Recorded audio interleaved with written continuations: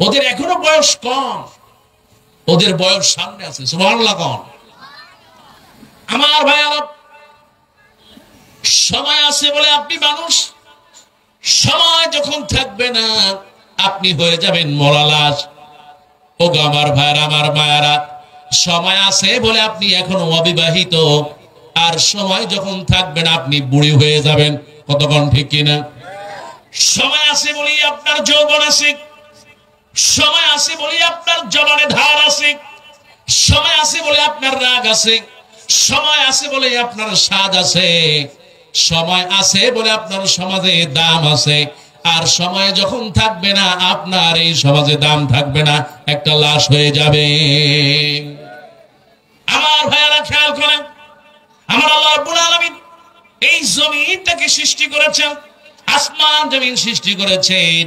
আল্লাহ পাক বলেন, ইন্না ফি খালকিস সামাওয়াতি ওয়াল আরদ ওয়াখতিলাফিল লাইলি ওয়ান নাহার।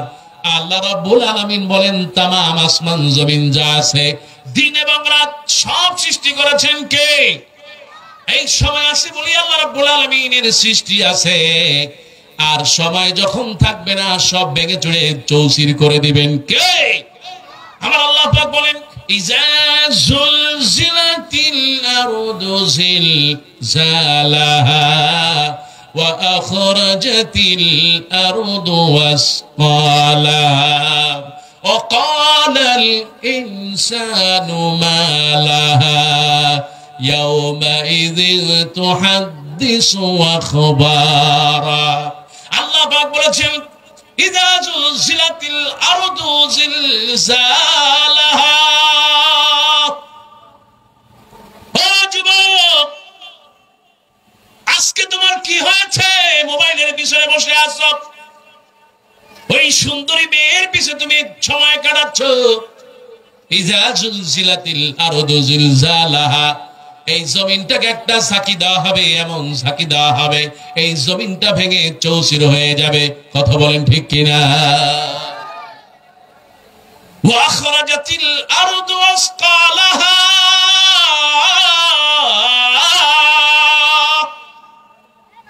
এই জমিনের ভিতরে যা আছে সব বের করে দেওয়া হবে। আপনার আজকে স্বর্ণের দাম তামাম পৃথিবীর মধ্যে বেশি। আমার আল্লাহ রাব্বুল আলামিন বলেন, এই জমিনের ভিতরে যা আছে বের করে দেওয়া হবে। ওয়া আখরাজাতিল আরদু আসকালাহা ওয়া ক্বালাল ইনসানু মা লাহা। সেদিন মানুষ বলবে, কি হয়েছে? আহারে কেমন লাগতেছে সব এলোমেলো।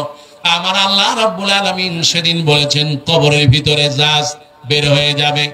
ইদাস সামাউ ফাতারাত وإذا الكواكب انتصرت وإذا البحار فجرت وإذا القبور بعثرت علمت نفس ما قدمت وأخرت. একটু জোরে বলুন আল্লাহু আকবার, আরো জোরে বলুন আল্লাহু আকবার।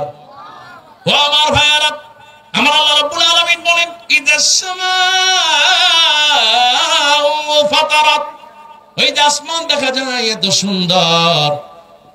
এই চাপাই নবাবগঞ্জের শিবগঞ্জের বাসীরা বিকেল বেলা হয় নদীর পারে চলে যায়, কত সুন্দর ছবি তোলে আর ফেসবুকে আপলোড দেয়। আছে না নাই? আকাশের দিকে তাকাও, ইদাস সামাউ ফাতারাত।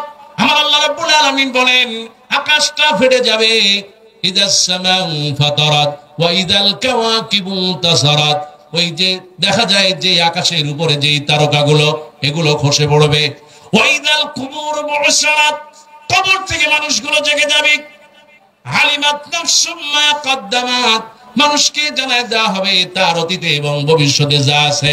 আমার আল্লাহ রাব্বুল আলামিন সেদিন সবাইকে তার আমলনামা দিয়ে দিবেন। কোন সুবহানাল্লাহ। আমার ভাইরা, দুনিয়ায় থাকবো না, সময় শেষ হয়ে যাবে, কবরে জায়গা হবে। আপনাদের অনেক সমস্যা হয় নাকি?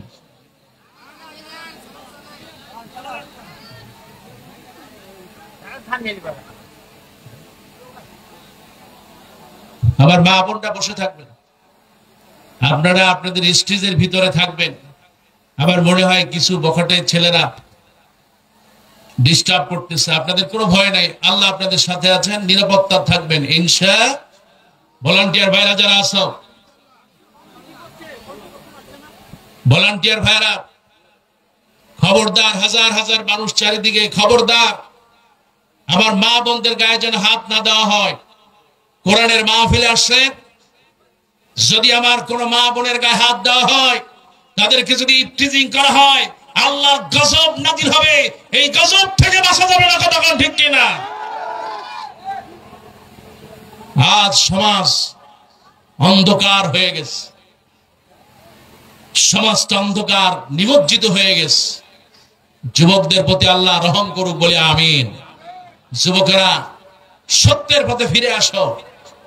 তোমাদের বন্ধু থাকতে পারে, তোমাদের ভুল হতে পারে, ভুলগুলো থেকে শোধরায় তোমরা নিজেরা সংশোধন হওয়া, প্যান্ডেলের ভিতর চলে আসো। যারা দুই চারজন ডিস্টার্ব করছো, মনে করতে হবে আগামীর দিনের সেই দিন নাই, আগামীর সেই সময় নাই, গত দিনের সময় নাই, যেই সময়ে যা খুশি তাই করতে। এখন কিন্তু দেশে আইন আছে, বিচার আছে, কাজেই এমন কোনো কাজ করা যাবে না, নিজের হাতে আইন তুলে নেওয়া যাবে না, কোন মা বোনদের গায়ে আঘাত করা যাবে না। আল্লাহ কবুল করুন বলে আমিন। আবার ভাইয়েরা, আল্লাহ রাব্বুল আলামিন কোরআনুল কারীমের মধ্যে সময়ের কসম করে বলেছেন, দুনিয়ায় আছি, দুনিয়া থেকে চলে যাব। আমার আল্লাহ রাব্বুল আলামিন সময় বেঁধে দিয়েছেন, একটা টিন টিন করে একটা ঘড়ি আমাদের গলায়। আর এই সেই জীবন, যেই জীবনটা ঘড়ি যেমন করে টিক টিক করে বাঁচতেছে, আমাদের হার্ট কিন্তু বাঁচতেছে। হার্ট যখন বন্ধ হয়ে যাবে, নিঃশ্বাস বন্ধ হয়ে যাবে, আমার রক্ত চলাচল বন্ধ হয়ে যাবে, আমার সবকিছু বন্ধ হয়ে যাবে। ওই দিন আমার কোনো শক্তি থাকবে না, চোখ দুটো বন্ধ হয়ে গেলে আর কোনো ক্ষমতা থাকবে না। কিন্তু দুনিয়ার মানুষ, আল্লাহ রাব্বুল আলামিন বলেছেন, এই মানুষগুলোর অধিকাংশ কাফের। জোরে বলেন নাউজুবিল্লাহ। আমার আল্লাহ পাক বলেন, ইন্নাল ইনসানা লাফি খুসর। এই দুনিয়ার মানুষেরা অধিকাংশ, দুনিয়ার মানুষেরা সবাই, ইন্নাল ইনসামিনুস সালিহাত ওয়া তাওয়াসাউ বিল হাক্কি ওয়া তাওয়াসাউ বিস সবর। একটু জোরে বলেন সুবহানাল্লাহ। আমার ভাই, আল্লাহ রাব্বুল আলামিন বলেছেন, ও যুবকেরা, তোমাদেরকে বলি যুবক শোনো, মানুষগুলোর গুণ থাকবে, যেই নারীর ভিতরে চারটি বৈশিষ্ট্য থাকবে। আল্লাহ পাক বলেন, ইল্লাল্লাযীনা আমানু ওয়া আমিলুস সালিহাত। এক নাম্বার হলো ইল্লাল্লাযীনা আমানু, যারা বলে নিবে ঈমান নিবে, ঈমান আনবে যার উপরে তিনি কে? আমার আল্লাহ রাব্বুল আলামিনের প্রতি ঈমান আনবে। কারণ মুমিনের এক নম্বর কাজ হলো লা ইলাহা ইল্লাল্লাহু মুহাম্মাদুর রাসূলুল্লাহ সাল্লাল্লাহু। এক নম্বর কাজ হলো লা ইলাহা ইল্লাল্লাহ, এই কথার উপরে বিশ্বাস রাখা। এই কথার উপরে যদি বিশ্বাস রাখেন, খুশি হবে কে? এই বিশ্বাস আমাদের আছে না নাই? মুসলমান সবাই বলেন, বিশ্বাস আছে না কি নাই? লা ইলাহা ইল্লাল্লাহ মুহাম্মাদুর রাসূলুল্লাহ, খুশি হয়ে যাবে কে? আমার ভাইরা, এই জন্য এক নম্বর গুণ হলো, দুনিয়ায় যদি আপনি বাঁচতে চান, দুনিয়া থেকে চলে যাবেন, তারপরে বেঁচে থাকবেন, আপনার আমলগুলো থাকবে। আবার আল্লাহ রাব্বুল আলামিন বলেন, এক নম্বর হলো আল্লাহর প্রতি ঈমান। আর আমরা মুসলমান ঈমান এনেছি আল্লাহর উপরে, কেন আমরা পড়ে নিয়েছি, ইন্না সলাতি ওয়া নুসুকি ওয়া মাহইয়ায়া ওয়া মামাতি লিল্লাহি রাব্বিল আলামিন। আমরা নামাজে দাঁড়ায় যাই, আল্লাহু আকবার বলে হাতটা বেঁধে দেই, সুবহানাল্লাহ। আল্লাহর সামনে দাঁড়ায় গেলাম, কোরবানির সময় পশুটাকে নিয়ে ভালো করে গোসল করা, তারপরে আল্লাহু আকবার বলে জবাই দিলাম জাহান্নামে। তিনি কে? ও আমার ভাইরা, স্বামী আর স্ত্রী বিবাহ বন্ধনে আবদ্ধ হবে। এই চাপায়ের মেয়ে আর হলো কক্সবাজারের ছেলে, দুইজন এক জায়গায় যখন হয়ে যায়, বিবাহ পড়ায়। যার নামে বিবাহ পড়ানো হয় তিনি কে? আমার ভাইরা, আপনি খেতে বসেছেন, বিসমিল্লাহ বলে খেলেন। আমার আল্লাহ রাব্বুল আলামিন বলেন, ইন্না সালাতি ওয়া নুসুকি, নিশ্চয়ই আমার সালাত, আমার কুরবানি, আমার সিয়াম, আমার যা আছে, আমি সব কিছু হায়াত মত একমাত্র আল্লাহর জন্য, আল্লাহ ছাড়া কারো কাছে মাথা নত করে না। মুসলমান আমার ভাইরা, সেই জন্য বলতে চাই, এক নম্বর হলো ঈমান। ঈমানটা এত দামি, ঈমানের কারণে কিয়ামতের দিন কাফের বেঈমানেরা একদিকে চলে যাবে, আর ঈমান না থাকার কারণে কাফেররা জাহান্নামে যাবে, মুশরিকরা জাহান্নামে যাবে। আর ঈমান থাকার কারণে ওই যে প্যান্ডেলের ভিতরে আমার মায়েরা সন্তান হাতে নিয়ে, কেউ কোলে নিয়ে, বাচ্চা নিয়ে বসে আছে, চোখ থেকে দর দর করে পানি ঝরে। আমার আল্লাহ রাব্বুল আলামিন বলেন, ঈমানের কারণে তাকে জান্নাত দিয়ে দিবেন। সুবহানাল্লাহ। আল্লাহ পাক বলেন, ইন্নাল্লাযীনা আমানু ওয়া আমিলুস সালিহাতি কানাত লাহুম জান্নাতুল ফিরদাউসি নুজুলা। আল্লাহ পাক বলেন, যার ভিতরে ঈমান আছে, আমি আল্লাহ রাব্বুল আলামিন তার ঈমানের কারণে, আমলের কারণে জান্নাতুল ফিরদাউস দিয়ে দিব। কোন সুবহানাল্লাহ। আর একটু আস্তে কোন সুবহানাল্লাহ। ঈমান থাকার কারণে জান্নাতুল ফিরদাউস দিবেন কে? আমার ভাইরা, ও আমার ভাইরা, এই ঈমান বড় দামি জিনিস। হারে কেউ বোঝে আর কেউ বোঝে না। একটা আংটি পাওয়া গেল, কেউ এটাকে তামা মনে করে ফেলে দিল, চিনতে পারলো না। আবার আর একজন এইটাকে চিনে নিয়ে কর্মকারের কাছে দিল, তিনি দেখলেন এটা তো সামান্য কোনো আংটি নয়, এটা হলো একটা ডায়মন্ডের হীরার আংটি। কোন সুবহানাল্লাহ। কেউ চেনে আর কেউ চেনে না। ও আমার ভাইয়ারা, আজকে যদি হিন্দু ভাইয়ারা, খ্রিস্টান ভাইয়ারা আমার আল্লাহ রাব্বুল আলামিনকে চিনত, তাহলে তারা হিন্দু থাকতো না, অমুসলিম থাকতো না, তারা মুসলমান হয়ে যেত। আর যে ব্যক্তি পড়ে নিয়েছে লা ইলাহা ইল্লাল্লাহ তুফলিহ, যে ব্যক্তি লা ইলাহা ইল্লাল্লাহ পড়বে, আমার আল্লাহ এই দুনিয়ায় বিজয় দিয়ে দিবে। কোন সুবহানাল্লাহ। আমার ভাইরা, এই যে আপনাদের দেশে বন্যা হয় নাকি হয় না? বন্যা হয় না? বন্যার কারণে যে বছর বন্যা কম হয়, ওই বছর এই এলাকায় ইলিশ ভালো হয়। কি আমি কি ভুল বললাম না? বন্যা বেশি হলে তখন ইলিশ কমে যায়। আপনাদের এই দুর্যোগে, কষ্ট, বেদনায় সবচেয়ে মনে পড়ে যাকে, তিনি কে? আল্লাহ। সবাই বলেন কে? আল্লাহ। কিন্তু আপনি যখন ভালো থাকেন, সুস্থ থাকেন, তখন কিন্তু আল্লাহকে মনে পড়ে না। আমার ভাইরা, এই জন্য আল্লাহ পাক বলেন, লাইন শাকারতুম লাযিদান্নাকুম, যারা ঈমানদার আমি আল্লাহ রাব্বুল আলামিন তাদের যারা শুকরিয়া আদায় করবে, আমি আল্লাহ রাব্বুল আলামিন তার রিজিক বাড়ায় দিব। কোন সুবহানাল্লাহ। আল্লাহ শুকর আদায় করলে আল্লাহ রাব্বুল আলামিন তার নিয়ামত বাড়ায় দেয়। আর কেউ যদি অকৃতজ্ঞ হয়, নারী হোক আর পুরুষ হোক, আমার আল্লাহ রাব্বুল আলামিন তার নিয়ামত ছিনায় নেন। যেরকম নাউযুবিল্লাহ। এই জন্য আমার ভাইয়ারা, ঈমান আনতে হবে একমাত্র আল্লাহর উপরে। আমার আল্লাহ রাব্বুল আলামিন বলেন, ইন্নাল্লাযীনা ক্বালু রাব্বুনাল্লাহ সুম্মা ইসতাকামু, নিশ্চয়ই যারা বলবে আমার রব হলো আল্লাহ। ও শিবগঞ্জবাসী, আজকে বলি, আজ আমরা যারা নারী আর পুরুষ আছি, আমাদের রব তিনি হলেন কে? সবাই বলেন, আমাদের রব কে? আল্লাহ পাক বলেন, নিশ্চয়ই যারা বলবে আমার রব আল্লাহ,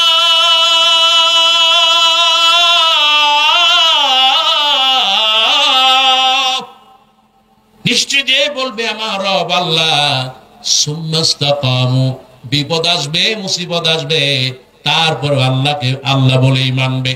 তাতানাজ্জালু আলাইহিমুল মালায়েকা, ঈমানটা মজবুত রাখবে।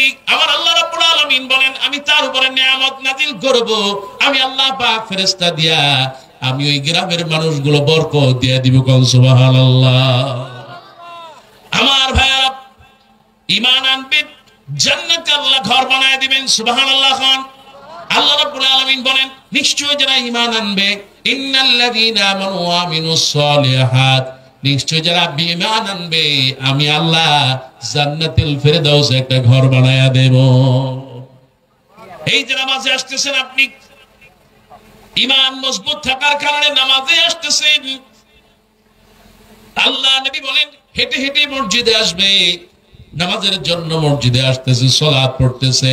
আমার আল্লাহ নবী বলেন, প্রত্যেক কদমে কদমে আল্লাহ রাব্বুল আলামিন সওয়াব দিয়ে দেয়। জুমার দিন মসজিদে আসেন, ঈমান মজবুত থাকার কারণে আল্লাহ নবী বলেন, কানাত লাহু বিকুল্লি খুতওয়াতিন আমালা সানাতিন আজরু সিয়ামিহা ওয়া কিয়ামিহা। যে ব্যক্তি জুমার দিন ওযু করে মসজিদে চলে যায় জলদি করে, প্রত্যেক কদমে কদমে 1 বছর নফল রোজার সওয়াব দিয়ে দেয়।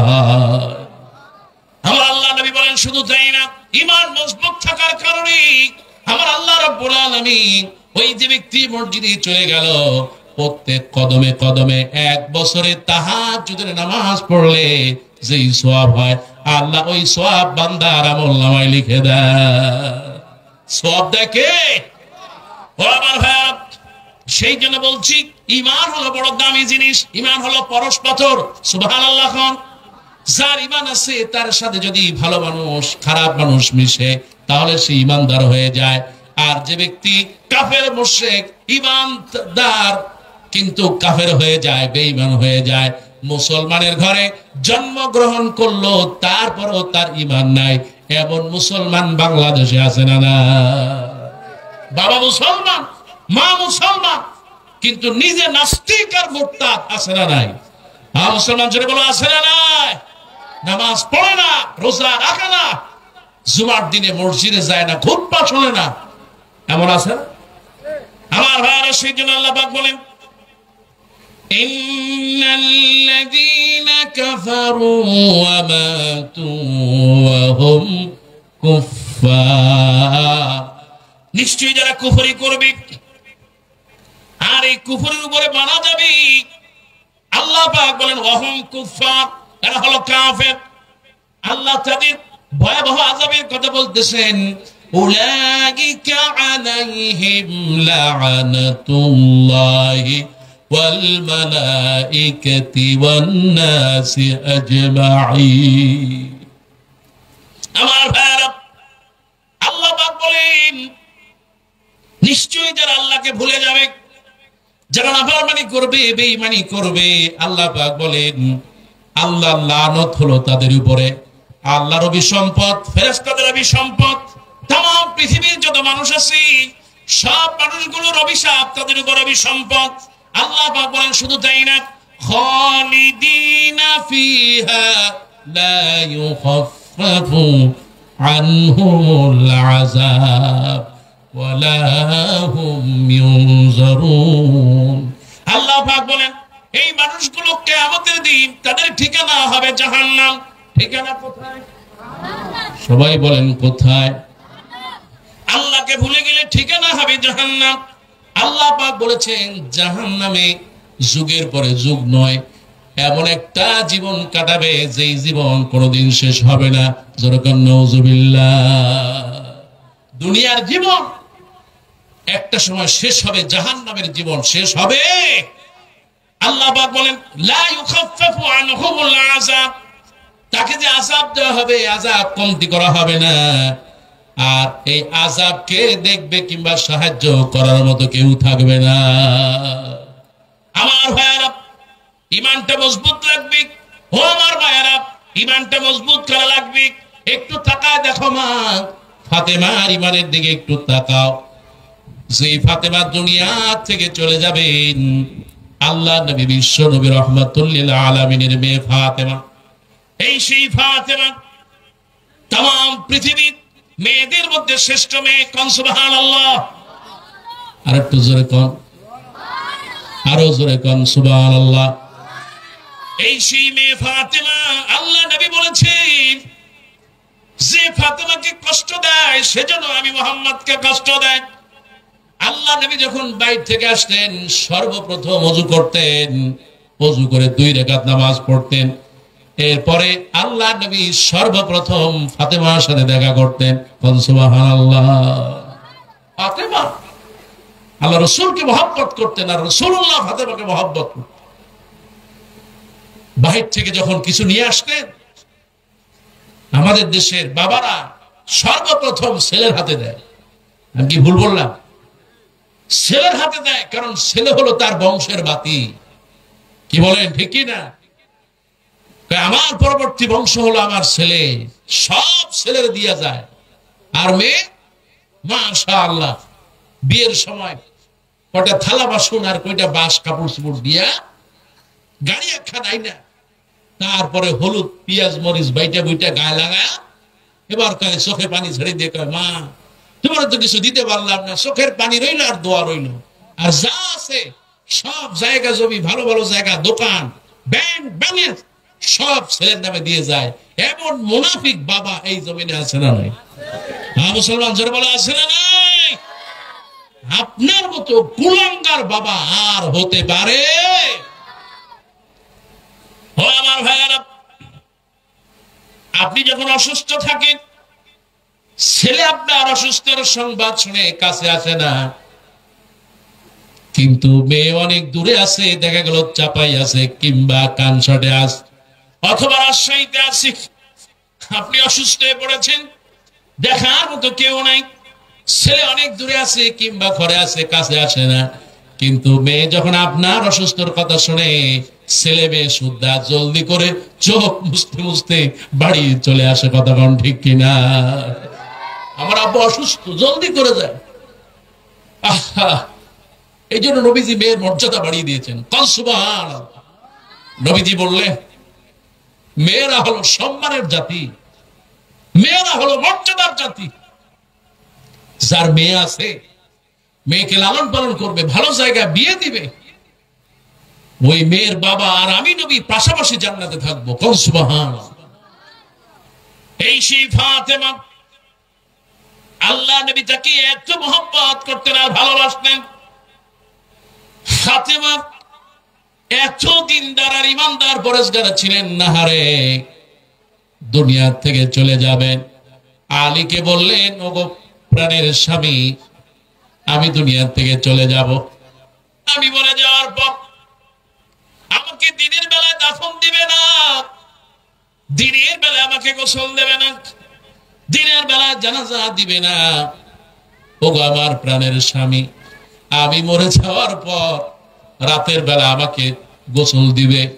আমার ভাইয়ারা, আজকে স্ত্রীর পাশে আমরা ঘুমাতে পারি, স্ত্রীর গায়ে হাত দিতে পারি, মহব্বত করতে পারি, কিন্তু স্ত্রী মরে যাওয়ার পর কোন স্বামী তার স্ত্রীকে মরার পর গোসল করায় দেয়? আপনাদের দেশে আছে নাকি? ভয় লাগে। কিন্তু আমার নবীর মেয়ে, আল্লাহ নবী বিশ্ব নবী রাহমাতুল লিল আলামিনের মেয়ে ফাতেমা, ফাতেমা যখন দুনিয়া থেকে বিদায় নিয়ে যাবে, আল্লাহ নবীর মেয়ে ফাতেমা আলীকে বললেন ওগো আমার প্রাণের স্বামী, আমি আমার জিন্দেগি যদি কোনো ভুল হয়ে থাকে আমাকে আল্লাহর হস্তে ক্ষমা করে দিবেন। ওগো আমার প্রাণের স্বামী, আমি জীবনে কোনোদিন আপনার কাছে কিছু চাই না, কিন্তু আপনার কাছে একটা অনুরোধ আমি করে যেতে চাই। আমি দুনিয়ায় যখন চলে যাব আমার গোসলটা আপনি করায়া রাতের বেলা যতগুলো লোক পান তাদেরকে দিয়া দাফন দেওয়াবেন, যাতে করে আমার এই শরীরটা দূর থেকে দেখলেও বুঝতে পারবে না, বুঝতে পারে নবীজির মেয়ে ফাতেমা লম্বা চৌড়া এতটা ছিল। সুবহানাল্লাহ। রাতের বেলা দাফন দিবা যাতে করে কেউ দেখতে না পারে। সুবহানাল্লাহ। আমার দেশের মানুষ মেয়েরা রাস্তাঘাটে, বাজারে, দোকান পাটে, এমনকি গরু নিয়েও বিভিন্ন জায়গায় বাজারে বাজারে যায়। নাউজুবিল্লাহ। মেয়েরা আজকে ইমান কোথায় চলে গেছে মেয়েদের?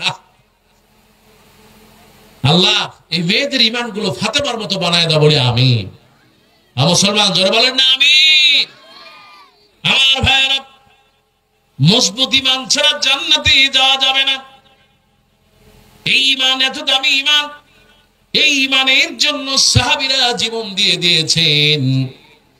ইমান আনার জন্য জায়গা জমি ঘর বাড়ি সব ছেড়ে দিয়েছে।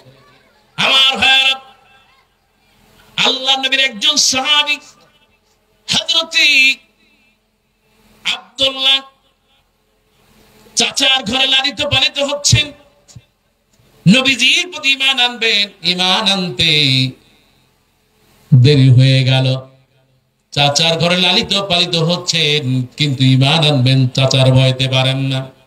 ও আমার ভাইয়েরা, খেয়াল করো, আল্লাহর প্রতি ঈমান আনা, নবীজির প্রতি ঈমান আনা কত কষ্টের একটা কাজ। আর আল্লাহর রাস্তায় শহীদ হয়ে যাওয়ার মর্যাদা কত বেশি। একটু তাকায় দেখেন আল্লাহর নবীর সাহাবী হযরত আব্দুল্লাহর জীবনী।